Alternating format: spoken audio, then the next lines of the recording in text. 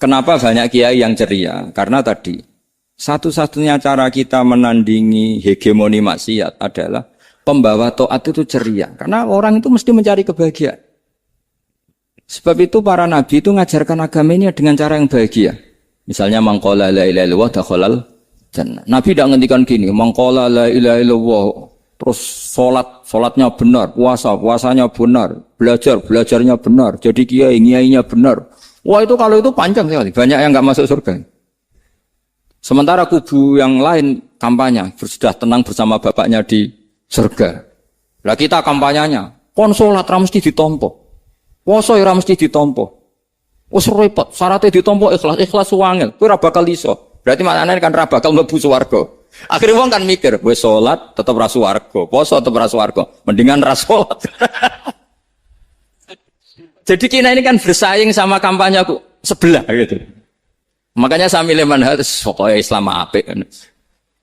Tapi bukan berarti saya menyepelekan aturan-aturan dalam salat, karena yang kampanye itu sudah banyak.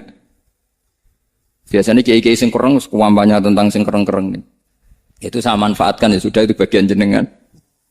Jadi orang itu harus mikir. Agama Kristen itu diterima di Eropa di mana-mana. Di antara sebabnya adalah karena orang dijamin masuk surga. Orang mau kayak apa faseknya tetap kalau mati bersama. Kita enggak. Sudah kiai, sudah mulang terus masih didoain. Semoga amal baiknya diterima, amal buruknya masih ngeper apa? Sehingga Rasulullah, kalau kita meyakini syafaatu Rasulullah SAW, itu cara berpikir harus kita balik. Misalnya begini, wong Islam nakale ngono, penggaweane maksiat kok disyafaati Kanjeng Nabi kurang penggawean. Caranya berpikir jangan gitu. Kalau gitu kayak mari mangkal, wong nakale ngono kok untuk syafaati Kanjeng. Tapi cara berpikir gini, syafaatu Rasulullah itu wasi'ah, luas sekali. Syafaatu Rasulullah ghairu munhasirah, tidak terbatas. Syafaatu Rasulullah itu lebih sakti ketimbang dosanya umatnya. Semua ulama dulu kalau nyifati Allah juga gitu. Allahumma misalnya, maghfiratuka awsa'u min dzunubina. Ya, yang misalnya yang pakai mutakalim ya, Allahumma maghfiratuka awsa'u min dzunubi wa rahmatuka arja inti min amali. Jadi jangan kitanya dulu. Kalau kitanya dulu kan nyifati kita dosa banyak. Itu sama ndak usah ngaku sudah tahu semua. Tapi nyifati pertamanya apa? Allahumma maghfiratuka awsa'u min dzunubi wa rahmatuka arja inti min. Sehingga dari nyifati maghfiratullah yang wasi'ah, yang tidak terbatas, kemudian kita sah mengatakan bahwa ahlul maksiat pun mungkin atau berhak dapat ampunan. Sama. Syafa'atu Rasulillah itu ghairu munhasirah. Syafa'atu Rasulillah itu wasi'ah. Sehingga sahlah riwayat syafa'ati li ahlil kabair min ummah. Itu bukan menyangkut melegalkan kabirah. Bukan menyangkut mengesahkan orang Islam dosa besar. Karena nanti dapat syafaatnya Rasul. Cara berpikir jangan gitu. Nanti kamu mentasjek memberanikan orang melakukan maksiat berdasar iktimat syafaati Rasulillah. Itu jangan gitu cara berpikir dibalik apa? Syafa'atu Rasulullah awsa'u wa awsa'u. Sangat sehingga saking luasnya sampai yang tukang maksiat saja kebagian. Sama rahmatnya Allah Ta'ala itu wasi'ah, rizkinya Allah ya wasi', sampai wong nganggur ya iso mangan ngono. Lah begitu juga rahmatnya Allah Ta'ala itu wasi'ah, sampai wong sing sumpek utange akeh ya iso guyu ngono. Lah tapi kalau dibalik, misalnya saya diprotes kiai, saya pernah juga diprotes. Gus umat kok mbok latih guyu, padahal mereka maksiate akeh, hutange akeh, gini-gini. Karena kamu menyifati orangnya. Kalau menyifati orang ini sampean guyu haram. Utang jatuh tempo, sampean gak mikir dosa ndak? Dosa. Jadi kiai muridnya goblok kok kiai ini kurang tahajud, itu dosa. Jadi kiai kok muridnya goblok tenang wae. Sementing untuk sowanan, itu amatir ya gitu. Mestinya cara berpikir dibalik. Rahmatullah wasi'ah, rizkuhu ya wasi', fadluhu wasi'. Sampai wong sumpek wae iso guyu. Sehingga kita ini sudah objek. Loh, kita ini tidak subjek. Di alam raya ini kita tidak subjek, tapi apa? Objek. Makanya saya berkali-kali mengatakan, mbok kayak apa sumpeknya kita, tetap wong iso guyu. Karena apa? Allah mensifati dirinya wa annahu wa adhaka wa abka. Allah itu adhaka, zat yang memberi orang iso guyu. Wa abka lan zat sing maringi wong iso nangis. Karena sifatnya Allah Ta'ala pasti nafidah. Sifatnya Allah Ta'ala pasti terjadi. Dan kita objek. Makanya wong sumpah utange akeh. Bojo ora percaya, tangga ora percaya. Oh nak guyu banter-banter. Karena Allah itu adhaka, zat sing maringi guyu. Wa abka. Sudah presiden, sudah gubernur, sudah menteri. Nah Allah kepengen nangis, no yo. Nangis. Coba ngeluhnya apa kalau misalnya jenengan seorang mantan presiden atau mantan gubernur. Kadang anaknya calonan RT bo menang bunda ya. Ngeluhnya apa orang alim misalnya, alim alama, anaknya mau jadi jurumiyah raiso. Susah. Kaya raya anaknya jadi pasien, susah. Allah punya cara untuk abegah, untuk bikin orang nangis. Nah karena kita ini objek, pasti sesupuk apapun orang yang bisa tertawa, ya bisa nangis. Makanya banyak ulama yang enggak terlalu serius mikir agama ini. Bukan karena dablek, enggak. Karena Allah mensifati dirinya Al-Hadi, yang memberi petunjuk. Kita enggak ditunggoni Kanjeng Nabi, enggak ditunggoni Wali Songo, enggak ditunggoni para Alawiyin yang dulu. Enggak ditunggoni Habib-Habib yang kayak Said Abdul Al-Haddad. Tapi karena Allah itu Al-Hadi, yang memberi petunjuk. Dan sifatnya Allah Ta'ala la budda wa ayat takuna nafidah. Sifatnya Allah pasti nafidah. Amerika kayak apa liberalnya. Sekarang trennya juga banyak yang masuk Islam. Kampung-kampung pedalaman enggak ada kiainya, cukup mudin. Kadang yang membawa agama itu orang yang ke situ mau nyari kayu. Orang yang di pedalaman Kalimantan, Sulawesi itu pertama itu nyari kayu. Tapi bawaan hidayat, lama-lama bikin masjid. Saya pernah di Korea, ke sana orang nyari uang. Niatnya juga nyari uang. Tapi akhirnya tersiksa kalau enggak bikin masjid. Karena apa? Karena Allah itu Al-Hadi, zat yang memberi petunjuk. Maka kamu tidak usah khawatir. Agama ini pasti jalan ila yaumil qiyamah. Karena Allah Al-Hadi. Sama. Mbok kamu umat mbok weden-wedeni kowe ku amalan ora mesti ditampa. Nek ora ditampa mlebu neraka. Ngono mulai ngaji ya tenang ae. Tenang, santai. Bahkan kadang bilang gini, Pak Yai tadi gak bener. Masa ngecap orang mlebu neraka. Kita yang masyarakatnya gak tahu pintunya. Pak kayaknya tahu pintunya. Karena orang itu punya cara. Loh ya betul. Orang Bedui itu kalau ngaji sama Nabi itu lebih unik timbang yang soleh, timbang yang pinter. Sehingga banyak ilmu itu ditemukan dari orang Bedui. Karena cara berpikir itu aneh. Kalau orang soleh, orang waras kan berpikirnya ada aneh, standar. Jadi orang Bedui itu aneh. Pernah suatu saat Rasulullah itu khutbah, cerita kiamat. Wah dahsyatnya kiamat kayak apa. Semua orang diam nangis semua. Orang Bedui enggak, lebih cerdas. Ini Nabi itu aneh, cerita kiamat kalau ada tanggalnya ini gimana. Orang nangis semua karena dahsyatnya kiamat kayak gitu. Bumi dihancurkan, wus. Pantas sudah nangis dewi-dewi. Ya ono sing nangis pabrik banyune macam-macam. Ini kalau kiamat gimana? Ini perjalanan air kemasan saya kan orang mikir dewi-dewi gitu. Tapi ini enggak. Orang Bedui cara berpikir itu enggak. Malah ya Rasulullah mata sa'a. Engkau itu cerita kiamat tapi enggak jelas tanggalnya. Kalau cerita kiamat ya harus jelas dong kapannya. Jadi unik. Jadi cara berpikir sahabat kaget semua loh. Kaget. Karena gak kepikiran. Nabi A'radu anhu, A'radu itu mengabaikan. Banyak sahabat yang menganalisis lam yasma' kan. Nabi memang gak dengar sehingga mengabaikan. Ada yang analisis lagi sami'a wa kariha. Sebenarnya Nabi dengar cuma gak berkenan karena tengah-tengahnya khutbah kok tanya. Tapi si Arabi ini cerdas. Masuk akal kan? Misalnya mau pilihan presiden, orang mesti tanya, kapan kan? Ya kan? Mau ganti presiden atau ganti bupati, takarannya orang kan, kapan? Kayak Mas Akom jadi wali ndak? Pertanyaannya kan, kapan? Kalau jatuhnya kan sudah ya. Sehingga tanya, mata sa'ah ya Rasulullah. Lama-lama Nabi diangen-angen, bener juga orang ini, saya cerita kiamat kok gak jelas kapannya. Ini Nabi menjawab. Tapi karena Nabi orang-orang yang sangat pinter, tanya balik. Ma'adat talah. Lalu kalau kamu berani tanya kiamat kapan, saya tanya balik. Ya persiapan kamu apa? Jawabnya santai saja. Fawwah ma'adatullah kabira sholatin wala siyamin walakinni uhibbuka ya Rasulullah. Saya enggak menyediakan apa-apa, salat saya biasa aja, maksudnya standar. Ya kira-kira 5 waktu pas. Ya jenis saya lah kira-kira. Wala kabira siyamin, dan saya puasa ya standar saja pas. Walakinni uhibbuka ya Rasulullah. Tetapi saya mencintai engkau ya Rasulullah. Jawabannya Nabi apa? Almar'u ma'aman ahabba. Sebagian riwayat anta ma'aman ahbabta. Jadi hadis itu populer tuh barokahnya wong desa. Andai kan dia punya etika, maka sowan dulu tanya 4 mata. Itu jadi hadis ahadi. Tapi barokahnya dia selonong di depan umum. Zaman Nabi khutbah itu jadi hadis mutawatir. Jadi kadang barang baik itu barokahnya orang yang enggak baik. Maksudnya su'ul adab. Tanya gitu kan su'ul. Tapi itu barokah. Akhirnya hadis itu mutawatir. Karena didengar ribuan sahabat yang mendengarkan khutbahnya Rasulullah. Tapi kalau hadis itu satu-satu kan. Khassani bidzalika Rasulullah. Khassani bidzalika Rasulullah. Itu nanti jadi hadis ahadi. Yang kualitasnya jauh di bawah hadis mutawatir. Jadi barokahnya orang su'ul adab itu ya ada. Karena Allah yang mendesain ini.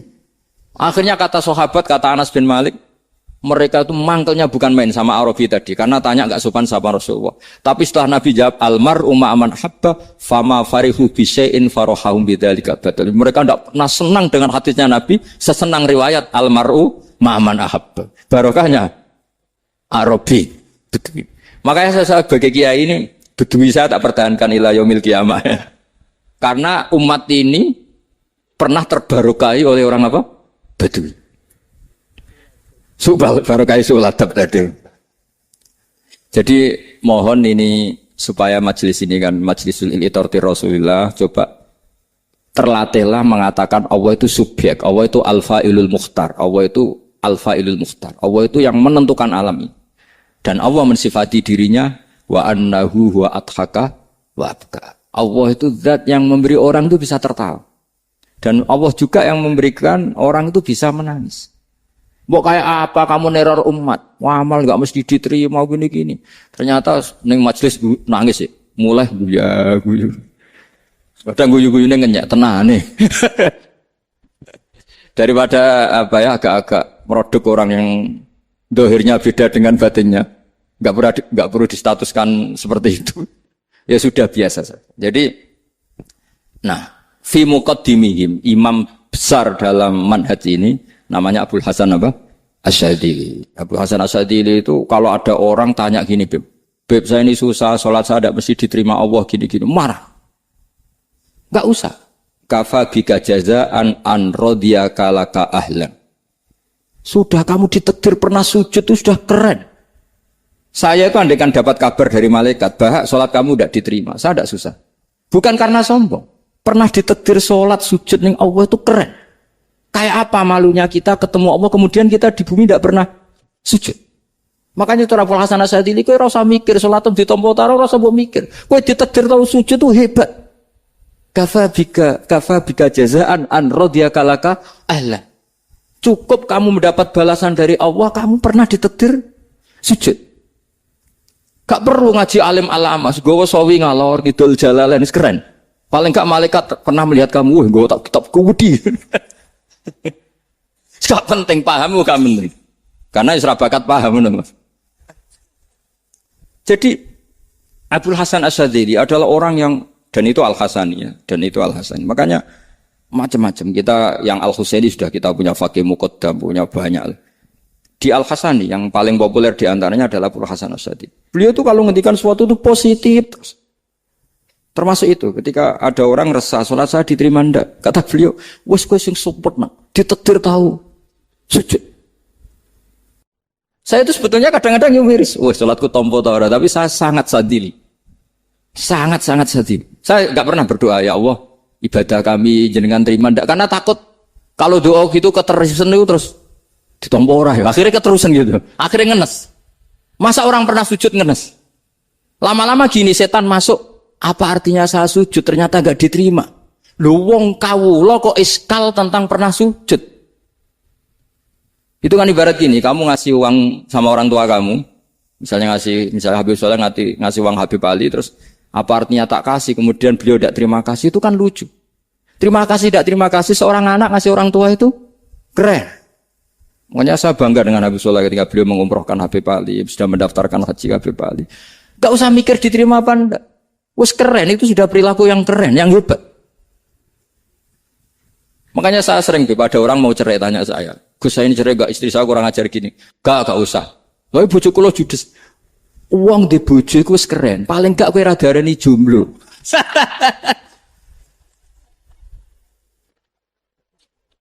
Oh, diarani duda ora enak. Wes luwe sabar ndi diarani duda mek diarani bojo judes. Enak bojo judes sik gagah. Di bojo lah. Oh, provokator itu.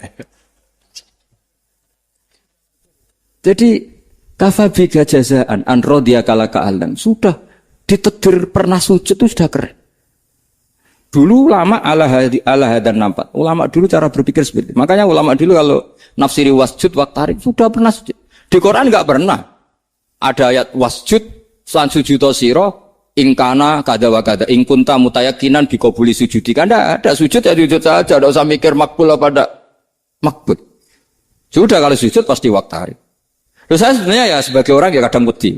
Salatku ditompo ta ora. Tapi kalau keterusan nanti ada was-was yang mengatakan opo artine sholat. Lu tuh kan ngeri seorang hamba sing uripe ning bumine Allah kemudian menyoal pernah sholat hanya karena takut gak diterima.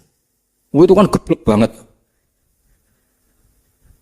Dan saya jenis kiai yang di partai itu. Saya ada tahu kalau kening dikom. Di umat masa kamu gak ada keren iblis. Jadi, nah nanti kalau misalnya ada manhajnya Habib Soleh yang tidak seperti itu tidak apa-apa. Mungkin supaya orang nggak takabur, nggak fakhr. Sehingga makanya mulai dulu lama itu ya partainya kalau nggak rojak ya hauf. Nah saya ini yang terang-terangan ikut partai rojak saja, Pak. Partai rojak. Karena banyak yang sudah di partai hauf. Tapi saya rojak yang bil ilmi tadi. Makanya Sayyidina Umar radhiyallahu anhu itu yang namanya sama sujud. Saya itu punya kitab. Habib Soleh pernah tak tunjukin tulisan tangan saya. Muji-muji sujud. Sayyidina Umar ketika ditusuk seorang gila itu Majusi. Abu Lu'lu' terkenalnya itu. Itu Hulamul Mughirah terkenalnya. Ditusuk, dia sahabat, beliau sahabat, wali.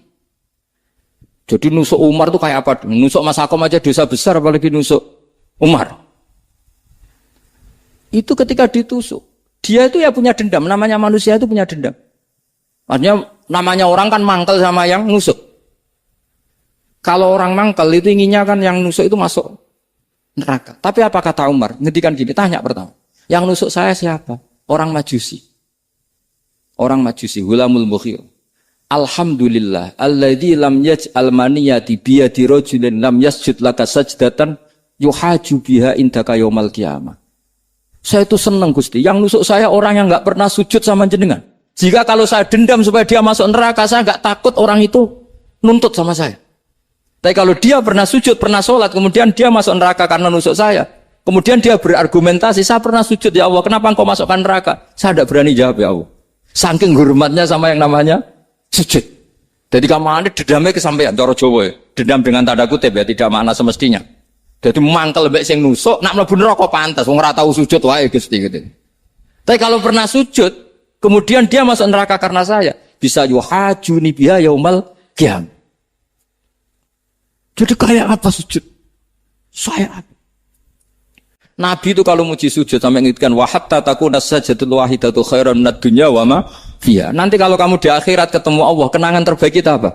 Di dunia pernah sujud. Keren aku. Cara ning pondok wis tau bayar seharian lho. Cara sowan kiai tau ngampopi Mas.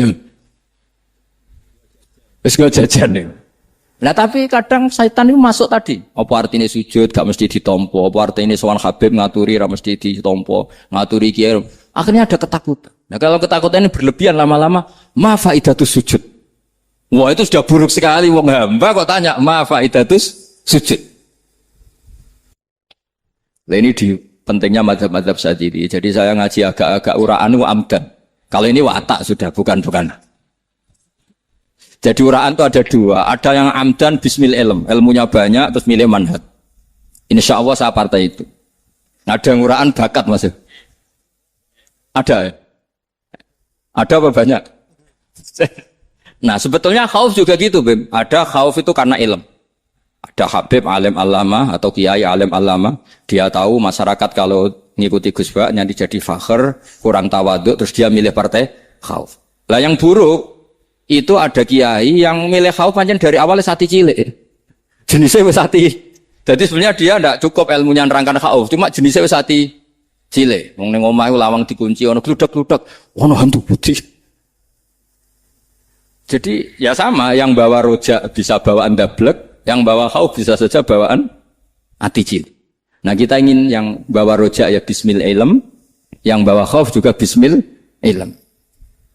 Ya ono teh Mas wong sing ati gede, pegawene dua blek, tapi enggak bawaan rojak, memang bawaan dablek. Ada yang ati cilik tapi bawaan khauf. Jadi mengatakan khauf tapi sebetulnya bawaan ati cilik.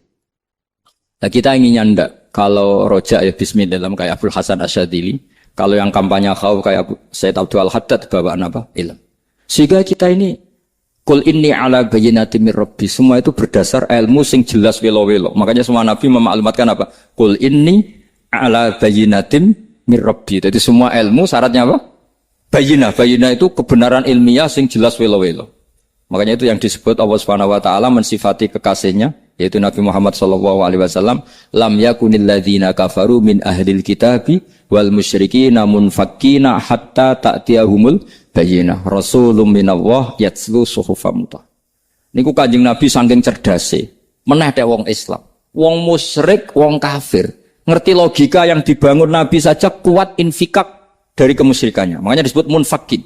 Orang-orang musyrik, orang-orang kafir tidak munfakin, tidak tercerabut dari akar akidahnya hatta ta'tiyahumul bayyinah. Itu siapa? Rasulun minallah yatslu suhufam mutahharah. Masyhur itu debatnya Nabi dengan orang-orang musyrik. Mereka bilang, "Ya Muhammad, kita ini urusannya banyak, kasusnya banyak. Lalu Anda mengajarkan ke Tuhan satu. Masa urusan banyak cukup Tuhan satu? Itu enggak fair Muhammad. Aja'alal alihata ilaha wahida inna hadza la syai'un ujab." Urusan kita banyak, masyakil kita banyak, muskilah kita banyak. Kalau Tuhannya satu tidak cukup Muhammad. Nabi dengan santainya memberi penjelasan. Ya sudah gini saja. Kalau kamu jadi budak atau pembantu, majikan kamu banyak. Semuanya merintahkan kamu, semuanya bikin aturan untuk kamu. Kamu suka enggak? Ya enggak suka Muhammad. Kalau majikan kita banyak, repot. Ya sudah, Tuhan kamu itu majikan kamu. Kalau banyak perintahnya beda-beda, kamu pusing. Ya udah Mat, Tuhannya satu aja Mat.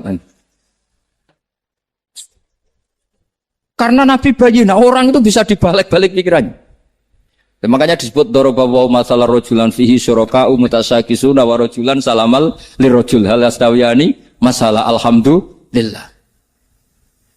Jadi Nabi itu kalau adu argumentasi itu luar biasa. Jadi segampang itu Nabi memberi apa? Argumentasi. Karena beliau adalah al-hujjatul balighah. Jadi Nabi itu enggak pernah kalah. Pernah Nabi debat sama orang Yahudi. Muhammad, saya ini turunan Ibrahim. Kita ini Israel ya. Kita tahu Israel adalah turunan Nabi.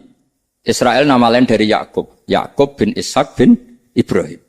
Padahal Yakub ini punya anak namanya Yahuda. Makanya Yahuda bin Yakub bin Ishak bin. Kita ini yang mirip Ibrahim.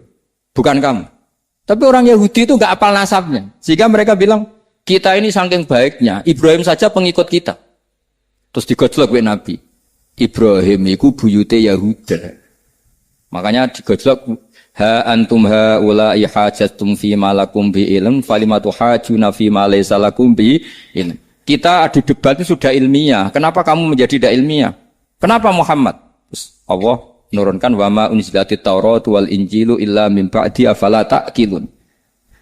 Artinya gini, kalau Ibrahim dikatakan Ibrahim Yahudiyah, itu sama dengan saya berkali-kali podo karo sampean misalnya ngendikan Bazubair itu pengagumnya Gus Roji misalnya. Padahal Gus Roji bin Ubab bin Maimun bin Zubair. Misalnya Gus Roji bin Kiai Haji Ubab bin Kiai Haji Maimun bin Kiai Haji Zubair. Nah Ibrahim itu kan Yahuda bin Yakub bin Ishak bin Ibrahim. Terus mereka bilang Ibrahim itu pengikut Yahudi. Itu kan kebalik-balik. Kayak Habib Hasan itu pengagum Habib Soleh. Kan Habib Hasan rohnya, ini gimana ini sih mbahnya kok dianggap. Nah, sehingga orang Yahudi ketika Nabi berdebat, beda dengan Nabi Muhammad SAW. Ketika ditanya, kenapa kamu yakin agama tauhid? Millata abi.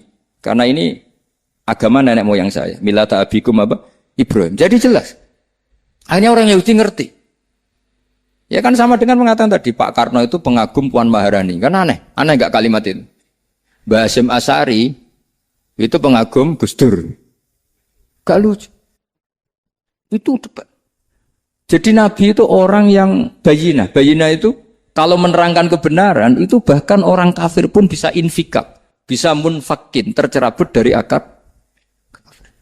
Nabi itu mudah sekali merubah logika. Makanya di Quran sering ada kata aro'aitum. Karena memang tadi.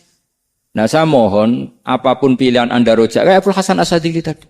Ketika orang resah sujudnya diterima apa enggak, sholatnya diterima apa enggak. Beliau bisa berargumentasi betapa pentingnya sujud. Wes aja kowe iku kawula, tahu sujud iku keren. Saman bayangkan betapa malunya kita. Kalau kita ketemu Allah kemudian di dunia enggak pernah. Lho paribasane kula mlebu swarga lah isin. Mlebu swarga, tapi ning donya ora tahu isin. Sama seperti kowe di guru, saurip-uripmu ora tahu salam template isin. Kira-kira seperti, meskipun salam template ora penting. Ya ora penting dong, misalnya soleh salam template 50.000, duwe wis akeh ngono. Nama sakom penting gue tuh rokok. Itu bukan nilainya kok. Betapa malunya kita. Saya dulu mau sarang. Andai kan tidak pernah khidmah sama iya malu tenan sebagai apa? Santri. Makanya Sayyidina Umar ketika beliau dibunuh orang, itu pertanyaan pertama.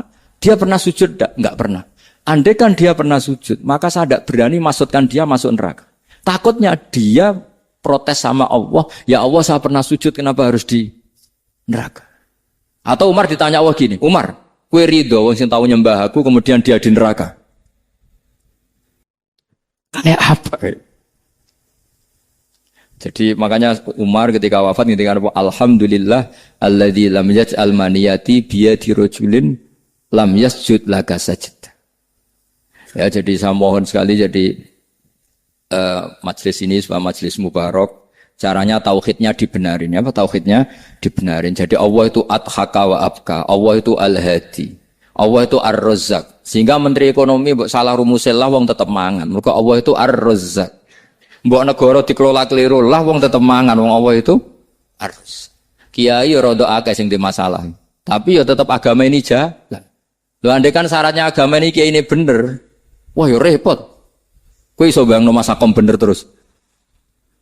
Tapi agama ini berkali-kali, coba di TV itu banyak nyun sewu, ada ustadz, ada kasus apa, ada kiai, kadang ada masalah hukum. Agama ini jatuh enggak masalah. Padahal di TV sudah dinasionalkan kan, ada kiai terlibat kasus hukum atau ustadz tertangkap karena melakukan apa itu. Tapi enggak ngefek, karena agama ini bihifdillah wa biriayatillah. Sama. Negara mana-mana kadang manajemen ekonominya enggak jelas, tapi masyarakat ya makan karena Allah Razzaq. Sama, aku kancanan Mas Akom ngeluh, tapi Allah adhaka. Akhirnya iso guyu. Padahal orang untungnya blas kancanan dede. Tapi karena Allah itu adhaka. Nah kita dengan istri yang kita cintai, dengan keluarga, kadang yang nangis. Karena Allah itu zat yang bisa memberi abka. Wa annahu wa adhaka wa abka. Terus wa annahu wa amata wa ahya. Kita tidak ingin mati. Wa ya mati saja, karena kita objek.